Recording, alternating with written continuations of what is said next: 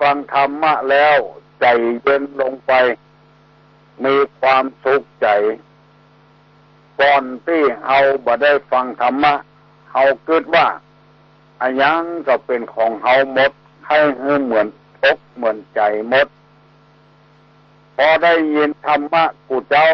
าจากพระสงฆ์พระเจ้าเพิ่นประกาศทางวิทยุตลอดถึงเมื่อคืนหุ้งใจเย็นลงไปมีความสุขลงไปเขาคิดว่าโลกนี้เป็นของเฮาอันยังจะเอาอย่างคนเดียวพอเฮาไม้มันพ่องคายมันพ่องเขาก็ได้เบาใจลงไปมีหลายคนได้โทรศัพท์มาพูดกับผู้ลุงมาเล่าเรื่องต่างๆกับผู้ลุงอย่างที่เคยเล่าให้ฟังนั่นแหละมือเอาสองข้างเท่ากำไว้อยู่ตลอด2 ชั่วโมง 3 ชั่วโมงก็กำไว้บ่ไม้มันเสื่อมันก็ปวดสู้ก็เชื่อลองกำก็ได้อารมณ์ต่างๆที่เข้าในหัวอกหัวใจคนเฮานั้นถ้าเฮาบ่เสาะบ่วางเฮายังเก็บมันอยู่เมื่อใดเมื่อนั้นความเครียดความโกรธความสุขจะหาบ่ได้มีอันใดที่จะมาแก้ความทุกข์เขาได้ก็มีน้ำธรรมคำสั่งสอนในศาสนาซึ่งเอาปากันนับถือพระพุทธศาสนาแต่เช่นพ่ออุ้ยแม่อุ้ยพ่อมอนแม่มอนเอามาเขาก็ปากันปฏิบัติตามหลักธรรมนั้นเขาก็เกิดความสุขขึ้นมาได้คนอันนั้นเปื่อนทุกข์เหมือนกันทุกคนบางคนมีเงินมีคำก็เปื่อนทุกข์อยู่เคยไปนั่งอู้กับแม่เศรษฐีคนรวยนะมีสมบัติมีเลสมีแหวนมีคอก็ใส่หูก็ใส่เพิ่นว่าเพิ่นเดือดร้อนไม่มียังกระจ้างเถอะจะไปเป็นพญาติก็แล้วกันเถอะอันนี้ถูกตามที่พระพุทธเจ้าว่าอโรคยาปะละมาลาภาความไม่เป็นโรคเป็นลาภมันประเสริฐแต่แล้วมันก็หลีกเลี่ยงมาได้มันเป็นของธรรมดาเรามีความเจ็บเป็นธรรมดาเราจะไม่ล่วงพ้นความเจ็บไปได้มันมีอนัตตลักษณะคือลักษณะที่เสมอกันคือเป็นอนัตตา คนรวยก็เป็นพญาติคนจนก็เป็นพญาติคนมั่งมีสีสุขคนเป็นเจ้าเป็นนายก็เป็นพญาติเชื้อเดียวกันเป็นคนทุกข์ยากอับจนภัยบ่ล่วงพ้นไปได้ต้องเข้าโรงพยาบาลหลายครั้งหลายคราวหมู่นี้เป็นต้นอนิจจลักษณะในกรรมในพระพุทธศาสนาวันนี้จะได้นำเอากรรมบักเก่ามาเล่าให้พี่น้องทั้งหลายฟังด้วยคำว่าโลหนตังบัดเตียวเหลวเข้าป่าเลิกจ้างจะสู้เปิงกาฟังกันดีๆเนอะหนตางบัดเตียวเหลวเข้าป่าเลิกจ้างจะสู้เปิงกาคือหมายความว่าถนนหนทางดีราบเรียบไปเดินหนทางในแพะในป่าปุ่นมันจะเปิงกับเฮากามันจะเปิงกับตัวกลางเพราะฉะนั้นกรรมที่ว่านี่เป็นข้าวเป็นเสือว่าหนทางบัดเตียวเหลวเข้าป่ารกจ้างจะสู้เปิงกามันหกมันเหี้ยมันลุงตังเอายังเหลวเข้าไปหามันอยู่มันจะเปิงว่าหนทางดีๆบัดเตียวไปเตียวหนทางที่บดีอุปมาฉันใดนักปราชญ์อาจารย์เพิ่นแต่งกรรมนี้ขึ้นมาเพื่อจะให้คนเฮาเดินให้ถูกทางมันปั่นแล้วมันปั่นฮอดปั่นถึงหนทางที่มันคลุกคลักมันนานถึงมีน้ำแถมจากหาก ไปปะใส่แตนพ่องต่อพ่องจี้หัวแถมต่างหากเหมือนกับกรรมที่ตุลุงเคยนำมาเสนอว่าไม้2 ต้นไหลน้ำล่องด้วยกันวันเดียวกันต้นหนึ่งอยู่กลางน้ำต้นหนึ่งอยู่หิมน้ำจะถามว่าต้นใดจะไปถึงปลายสุดก่อนต้นผู้คนจะต้องตอบว่าต้นอยู่กลางกลางมันไหลเว้ยบ่มีอย่างคล้องบ่มีอย่างปานต้นที่อยู่ตังหิมนะมันจะถึงจ้าไปคล้องหันน้อยนี่น้อยอุปมาเหมือนกู้หัวผัวเมียก็ดีแก่บ้านกำนันกับเจ้าบ้านก็ดีครูบาอาจารย์กับลูกศิษย์ลูกหาก็ดีอยู่ด้วยกันมีแต่เรื่องทะเลาะเบาะแว้งกันตลอดเวลาที่หาอย่างมาที่บ่มากาบ่ขึ้นเพราะเอาไปเล่นการพนันเอาไปคบคนชั่วมาเป็นมิตรตลอดถึงไปติดสุรายาเมาพอเข้าบ้านมาก็หาเรื่องทะละทลายกับลูกกับเมียคนผิดคนนี่ไม่ใช่เหมือนจะเอามีดตัดต้นไม้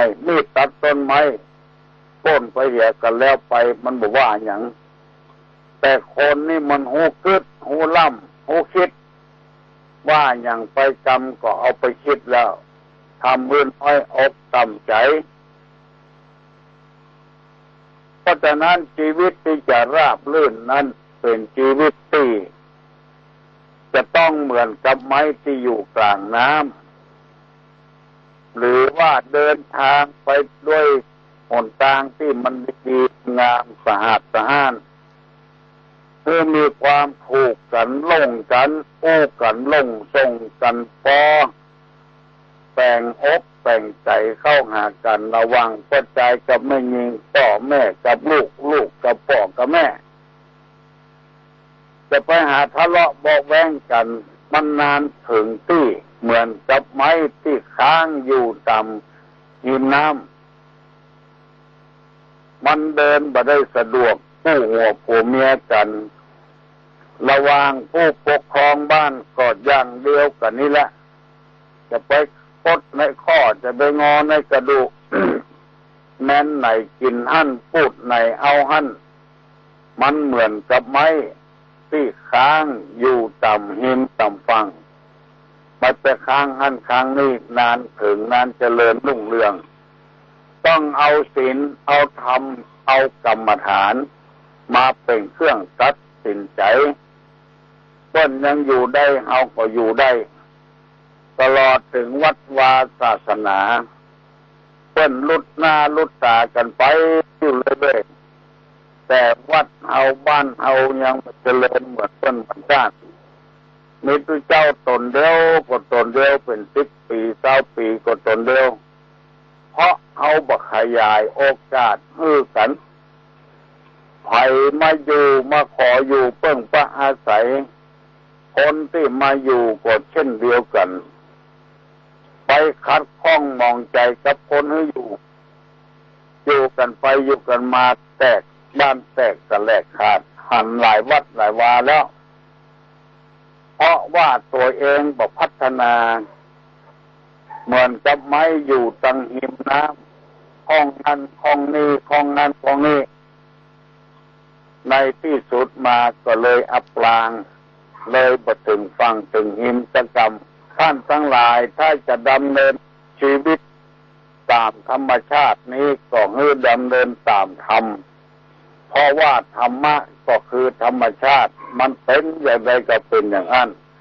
เงามันเป็นสีดำลูกมันก็สีดำตัวพ่อตัวแม่เงาเป็นสีแดงก็สีแดงตัวพ่อตัวแม่มันเหมือนกับการปลูกยางเพราะฉะนั้นต้องเพาะพันธุ์ตัวเก่าให้มันดีมันซื่อสัตย์สุจริตต่อกันอันนี้เป็นกรรมเก่าที่นำมาเสนอว่าหนทางบัดเดียวเร็วเข้าป่าลึกย่างจะสู้เปิงกา นั้นเหมาะสมกันไหมถนนดีไม่เดินแล้วไปเดินถนนที่ขรุขระมีหินมีแร่มีหนามมีศัตรูอีกนอกนั้นต่างหากพยายามเซลหนทางที่มันซื่อๆจะค้าขายไร้ล่องกับลูกค้าก็พยายามจะไปกดไปโกงเอาเวเข้าไปบางคนนี่บัดเตียวหนทางไปเตียวเข้าป่าบุญพอได้ท่าได้จังหวะเอาเลยกินมันบ่เมินที่กรรมโบราณว่าซื้อกินไม่หมดคดกินครั้งเดียวขอฝากธรรมะไว้ข้อนี้เสนอให้พี่น้องทั้งหลายได้รับทราบต่อมาจะปิกมาหากรรมที่เคยเล่ากันถึงวันว่าเฮาเป็นป้องเฮือนเป็นแม่เฮือนเป็นแก่บ้านจะเป็นแม่หญิงก็ได้พ่อชายก็ได้ใครเป็นก็ได้สิ่งเหล่านี้ถ้ามีคุณงามความดีแห่น้อยแต่ว่าจะเป็นเมินก่อกุ้มเมินก่อเป็นได้นานก่ออันนี้เป็นเรื่องที่สำคัญมากอาจจะเป็นได้นานมาได้นานนั้นอยู่ที่ตัวภัยตัวมันจะต้องมีคุณธรรมคนที่ขับรถขึ้นล่องถึงวันจะต้องมีคุณธรรมถ้าใจหินใจสั้นเอาใจตัวเองว่าสะทกแต่ยานมันเข้าเจ้าของรถก็บอกเอาละเพราะว่าผัวของเพิ่นเสียไปสะทกแต่ยานของเพิ่นให้มันรู้เวยเสียเวยอันนี้เป็นข้อคิดเพราะฉะนั้นคนเราจะเป็นอะไรก็ได้แต่จะไปลืมว่าต้องมีคุณธรรมประจำจิตประจำใจเขาเป็นพ่อเฮือนแม่เฮือนเป็นพ่อบ้านแม่บ้านเป็นแก่เป็นเพื่อนเป็นหัวหน้าคนจะต้องมีคุณธรรมประจำไว้ดังที่ตุลุงเคยนำมาเสนอพี่น้องทั้งหลายได้ฟังตอนนี้ไปจะได้อธิบายหัวข้อธรรมต่างๆให้ท่านทั้งหลายได้ฟังคนที่เป็นหัวหน้าคนนี้จะต้องมีสังฆะวัตถุสี่หนึ่งมีการตานสองปิยวาจาผู้จาหรือมีสาระมีประโยชน์สามอัตถจริยาบำเพ็ญตนเองให้เป็นประโยชน์แก่พี่น้องสิบชาวบ้านสี่สมานัตตามีความประพฤติตัวสม่ำเสมอต้นเสมอปลายสองมีพรหมิหารทั้งสี่เมตตากรุณามุทิตาอุเบกขามีไม่ออกหลายคนโทรมาบอกตุลุงว่าแต่ก่อนนี้บ่เข้าใจแต่ว่าเมตตาคือไอ้หยังกรุณาคือไอ้หยังอุเบกขาคือไอ้หยังบัดเดี๋ยวนี้มีความรู้แน่นแฟ้นยิ่งขึ้นแล้วดีมากขอบคุณตัวข้อที่สามว่าทันตารู้จักปรับปรุงตัวเข้ากับหมู่บ้านประพฤติตนให้เข้ากับพี่น้องสิบชาวบ้านเฮาอยู่คนเร็วในโลกนี้บ่ได้จะต้องอาศัยคนอื่นสมมติว่าเอาง่ายๆเอาในโลกเนี้ยเพิ่นตายไปอย่างหมดละทองละเข้าไว้ได้ละทองห้างร้านทองไว้ทองคำจะเป็นกกเป็นกำเขาดูตั้งกินดูตั้งใจเขาอยู่คนเดียวเขานะบ่มีใครนะในหัวในเวียงเพิ่นตายกันเรียนหมดบ้านนอกคอกนาสุดเจ้นหูเจ้นตาเพิ่นตายเสียหมดเหลือก็เอาคนเดียวอ่ะลองคิดพอหรอมีก้าดำไหมบ่มีสายนี่มีก็หอก็เฮือนเอาจะไปอยู่อย่างใดกินอย่างใดเพราะฉะนั้นต้องนึกเสมอว่าคนเฮาต้องอาศัยคนอื่นเฮาเป็นหมอถ้าบ่มีคนเป็นพยาธิเฮาก็บ่ได้มีอาการเฮ เฮาขายของถ้าบ่มีคนซื้อเฮาก็บ่ได้เนี่ยการเป็นครูบาอาจารย์บ่มีนักเรียนผู้สอนก็อยู่บ่ได้เป็นมีวัดมีวาอยู่เป็นผู้เจ้าบ่มีศรัทธาก็อยู่บ่ได้มีศรัทธาบ่มีวัดบ่มีผู้เจ้าก็บ่ม่วนเพราะฉะนั้นมันได้เชิงกันกองอยู่ติ้งกองอยู่ติ้งสวาอยู่ติ้งบรถปดปกปกปงปกปกมงอยู่ติ้งตีอย่างใดมันก็บ่ดังถ้าเอามาเปาะกันเข้ากันกองปุ้ยกองโยงบรถปดกองตึงนงตึงถงสวาแถมอันหนึ่งสวาตึงนงตึงปกถงมันแห่กันไปได้คนเอาจะไปคิดว่าอยู่คนเดียวได้ต้องอาศัยคนอื่นเมื่ออาศัยคนอื่นต้องปรับปรุงตัวเองครับกับชาวบ้านและนอกไปจากนั้นข้อที่สี่ตุลงทำมาเสนอตึงวันตึงวานว่าคนเอาอยู่กับกันนี่คือเว้นอคติสี่อย่างเว้นจากการอคติสี่ฉันทาคติโทสาคติโมหะคติอัพยาคติพยาคติอันนี้เป็นภาษาบาลีได้อธิบายเมื่อตะวานี้ว่าฉันทาคติรำเอียงเพราะฮักกันฮักบัดเต้ากันอันเนี้ยมันเป็นเหตุให้สังคมเฮาชุมชนเฮามันแตกมันแยกกันฮักบัดเต้ากันเวลามีการมีงานอะไรอย่างฮื้อของบัดเต้าเดียวกันมันแข็งใจเอาฮื้อไปแล้วเหมือนกับบ่ฮื้อเอาคำฮื้อกองเต็มหัวก็จ้างเอาฮื้อคนอื่นนักฮื้อตัวน้อยเหมือนกับบ่ฮื้อไปเห็นเลยเพราะคนที่ได้ฮับนั้น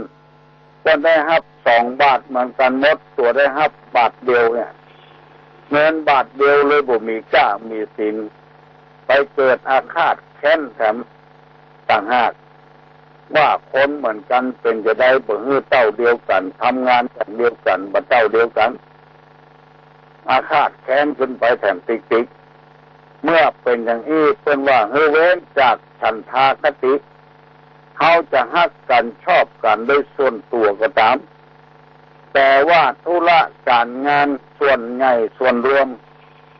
จะต้องให้มันเสมอภาคกันแบ่งงานให้กันทำก็แบ่งเท่าเดียวกันถ้าบ่พอใจก็จบเบอร์ได้แถมคนใดได้ที่ดีนั่นก็ยังแฟนนั่นได้ที่หายนั่นก็จะไปบ่นไปเดือดเพราะตัวจับฉลากมันบ่ได้อย่างนี้มันเหมือนใจกูย่างมันเป็นไปบ่ได้ในโลกนี้บางคนอย่างที่มางานวันเกิดของตุลุงอนุกรรมการของมูลนิธิบุญญาภรณ์ตั้งเอาของออกขายคืนกำไรให้ชาวบ้านเป็นต้นว่าน้ำคุกาปลากระป๋องกาน้ำปลากาผงซักฟอกกาสบู่กาอย่างนี้ขายอย่างละ5 บาทบางคนจะโลมาซื้อใบแรกได้รถจักรยานไปอย่างแล้วบางคนซื้อเป็น100 200ได้เก่าได้ไม่ขีดไฟได้ธูปได้เทียนได้หลอดไฟได้ของที่มันถูกไปอย่างแล้วไปบนไปเดือดจะได้เพราะว่าเขาจับฉลากมาได้ตัวเปิ้นการที่จะแจกของนี้แจกคนนั้นจะไปมีอคติคนว่าเพราะความฮักกันชอบกันต่างหากแล้วไปแยกกับส่วนรวมมันบ่ได้ลูกที่เป็นลูกของพ่อของแม่ฮักบ่เท่ากันแทนที่จะรับดีสีขากันรับบ่ได้เพราะลูกมันเกเรอยู่แล้วมันก็ว่าพ่อบ่ฮักมันแม่บ่ฮักมันเพราะว่ามันประพฤติตัวบ่ดีจะทำอะไรอย่างลงไปนื่นหนึ่งประโยชน์ส่วนรวมของน้อย ถ้าแจกมันบ่พอก็บ่ถ้าแจกอะบ่รู้ไผสักคนถ้ามันพอก็แจกผู้คนเมื่อมันได้เต้ากันแล้วอยู่ด้วยกันม่วนกู้กันลงส่งกันปอบิดมือขาดมือก็อยู่ด้วยกันได้อันที่มันฮักบางย่ำอันย่ำเคียงเนี่ยอันเนี้ยลำบากหน่อยสองข้อที่สองว่าโทสาคติข้อที่หนึ่งว่าฉันทาคติลำเอียงเพราะฮักกันสองโทสาคติลำเอียงเพราะโคตรให้กันบัดกินตับบัดตัดตาก็เลยลำเอียงเลยโคตรให้กันเพราะความโคตรของตัวเองเอาความโคตรมาเป็นใหญ่เป็นโตเมื่อใดมีความโคตรโจรเมื่ออันจะบ่มีความสุขอันยังน้อยก็โคตรอันยังน้อยก็เกลียดเอาอันยังมาฆ่าความโคตรได้ก็เอาธรรมะเนี่ยคือความอดทนเนี่ยขันติธรรมเนี่ยโอดเอาไว้เนี่ยกำเดียวมันก็หายแล้วทำสักกรรมสองกรรมอารมณ์เก่ามันก็หายไปโดยกดถูกก็ลงกันได้คนบางคนนี่บูจะห้ามตัวเก่าบูจะเบรกตัวเก่าพอโกรธขึ้นมาใครว่ายังก็ว่าใครเนี่ยยังให้ไปก็เนี่ยตามเปิงอกเปิงใจไล่บุบไล่ฆ่ากันชีวิตมันเป็นของหายากมีอันเดียวของไฟของมันหายากอยู่งั้นแล้วก็ไปพบฆ่าเปิ้นแกงเปิ้นฟันเปิ้นบันนึกว่าแถมบันนึกเปิ้นจะฆ่าตัวเก่าเปิ้นจะไล่ยิงตัวเก่าบันนึกอย่างนั้นถ้าตัวเก่าไปโดนพ่อมจะเป็นจะได้หาความสุขบ่ได้เหมือนกับละเอกละอ่อนมันบาปกรรมนะปงเนี่ยแม่งลูกปงเนี่ยไปซ้อยิงสัตว์เข้าถูกน้ำแตงน้อยเดียวเขาก็เดือดร้อนละเจ็บแล้วมีดเข้ามือน้อยเดียวก็ไปซ้อหายาแผ่นแดงมาใส่อันนี้ลูกปงถึงลูกไปยิงนกยิงหนูมันถูกแล้วมันก็เจ็บอย่างเดียวกับถึงคนเอาเนี่ยกระวนกระวายยังบ่พอถ้ามันปากได้มันจะด่าด้วยแถมแจ้งด้วยแถมว่าไปเนี่ยอย่างมันนี่อย่างเนี่ยคนเอาคนแก่เป็นว่าอย่างนกเป้าเนี่ยได้กินหน่อยบ่5กากินอย่างกาคนใดยิงมันตกลงมาแล้วมันคายออกคายอาหารที่มันกินมาคนเฒ่าคนแก่เป็นว่ามันคายนี่อย่างคายเพื่อจะเปี้ยให้คนที่ยิงว่าถ้าบ่ได้ลักบ่ได้จกยังเอาไปเน้อข้ากินหน่อยไม่บ่5กินหน่อยของบักเต้แพ้บ่ได้ไปลักไปจกอย่างเพิ่นกองยิงตกลงมามันคายพอละเป็นที่น่าสังเวชสลดใจคนเอานี่ก็ยังไปเพิ่มไปเติมเพิ่นอยู่ความโกรธนี่ฆ่าด้วยความบ่โกรธคือความอดทนลำบากทนตรากตรำทนต่อความเจ็บใจให้เล่าอย่างมาว่าอย่างมาก็ทนเอาอดเอาบ่ปากถ้าเอาบ่ปากตอนใดมันดีต่ออันปากไปว่าตอนใดมันก็หาสาระหาประโยชน์บ่ได้อดทนอดเผ็ดกินหวานอดสารได้ซากรรมบ่เก่าโบราณเพิ่นว่าจังนั้นเพราะฉะนั้นความโกรธนี่มันดีเหมือนกันทุกคนนะแต่ว่าเราจะต้องมีคุณธรรมเอาธรรมะมาใช้ตัวเจ้าบางตนนี่อยู่วัดเป็น10วัด9วัดไม่น้อยก็คนครัวออกวัดละไม่น้อยก็คนครัวออกวัดละไปไหนอยู่ม่วนกาบ่ม่วนกาเพิ่นจะชอบกาบ่ชอบกาหมูเอาความโกรธความเครียดของตัวเป็นใหญ่เป็นประธานย้ายมากี่วัดกี่วาแล้วมันเจริญขึ้นกามันเสื่อมตามลงไปกามันได้อยู่ดีกินดีกาได้ห้ำได้เฮียนกามาได้ขึ้นเอาความโกรธตัวเองว่าไม่น้อยก็โคระไม่น้อยก็โคระ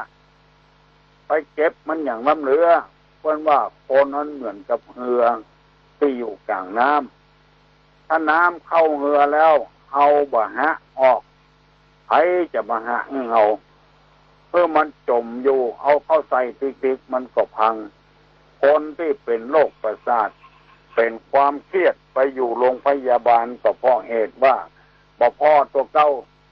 บ่มองตัวเก่าเอาความโกรธความเครียดเป็นพระเหมาะพระหมานโกรธหรือแม่ด่าแม่โกรธหรือพ่อด่าพ่อคนอื่นมองเอาแล้วมองในทางลบไม่ใช่มองในทางบวกไม่ใช่มีไผ่อวดไผ่อ้างว่าด่าพ่อด่าแม่นี่ดีจะเจริญรุ่งเรืองมีไผ่ว่าไปถามละอ่อนก็ว่าบดีถามคนใหญ่ก็ว่าบดีโกรธเฮือผัวโกรธเฮือเมียมาปากง้อคอจำกันมันไปดีจะได้อย่างตุลุงเคยว่าลูกเต้าพิษหัวกันพ่อแม่ปลอบโยนก็อู้กันได้ถูกลงกันได้ตอนพ่อแม่พิษหัวกันเนี่ยแล้วเข้าง่ายก็ไม่ได้กินแล้วเข้ามาเข้านึ่งแม่ก็ถึงนึ่งเข้าละหัวพูดหัวเป่าไปมันบ่ม่วนบ่มีความสุขอยู่กับกันมีความสุขจะไปมีโทสะคติโกรธไปไล่หมอนั้นหมอนี้จะต้องพิจารณาเหี่ยก่อนคนที่ถูกไล่ก็ต้องพิจารณาตัวเก่าว่าตัวเก่ามีความผิดอย่างพ้องถ้าทบทวนความผิดแล้วก็ควรสุมาลาโทษปฏิบัติเหมือนเก่าเหมือนเดิมปรับปรุงตัวเก่าให้มันดีมันงามขึ้นเมื่อโคตรถึงมาได้คนเอายังกิเลสอยู่หันงามเอาก็ยังว่างามอยู่บ่งามเอาก็ว่าบ่งามอยู่ดำกะขาวกะสีจะได้เขาก็ยังหู้อยู่เพราะฉะนั้นจะต้องมีความอดเป็นธรรมดาแต่ในที่นี้เพิ่นบอกว่าจะมีอคติกับไผโกรธหมอใดจังหมอใดก็พยายามตักเตือนกันให้หู้เรื่องหู้ราวบางทีเฮาบ่ได้อู้ให้กันฟังก็เลยบ่ฮู้เรื่องหู้ราวคำกาอยู่หั่นละมันบ่ปางฮ้อเฮาเพราะหยังมันโกรธเพราะหยังช่วยกันแก้ไขเป็นทองแผ่นเดียวกันระหว่างชาวบ้านกับกำนันผู้ใหญ่บ้านจะต้องเป็นอย่างนั้นจะไปคิดว่าหมอนั้นก็จังหมอนี้ก็จังเป็นศัตรูกับผมอย่างหมู่นี้ในฐานะเอาเป็นพ่อบ้านแม่บ้านเป็นกำนันเป็นผู้ใหญ่บ้านจะไปมีศัตรูกับไผตู้เจ้าก็อย่างเดียวกันอยู่กับวัดกวาจะไปมีศัตรูกับไผห้องมาอู้ห้องมาถามเนี่ยดีๆที่มันเป็นอย่างนั้นเพราะอะไรอย่างบางทีไปเจอเรื่องเจอราวสักหน่อยคนอื่นใส่โต๊ดก็ใส่เลยกว่าถูกกว่าโล่งกันมีหูคนฝากก็บอกพิจารณาอย่างก่อนได้ยินเขาว่าอย่างนั้นก็เลยเป็นไม่เบื่อไม่เมากันเต้าตายจะทำมันอย่างจะช่วยเหลือกันอย่างก็ช่วยเหลือกันมาได้ต้องหูเรื่องหูราวกันอย่างก่อนเป็นผู้รักผู้ใหญ่นี่จะไปมีอคติ1ลำเอียงเพราะฮักใคร่กัน2ลำเอียงเพราะจังกันโกรธกันมิ่งกันมีโทสะคติบุบบันบุบจองบุบห่อบุบเงินโมนี้เป็นต้น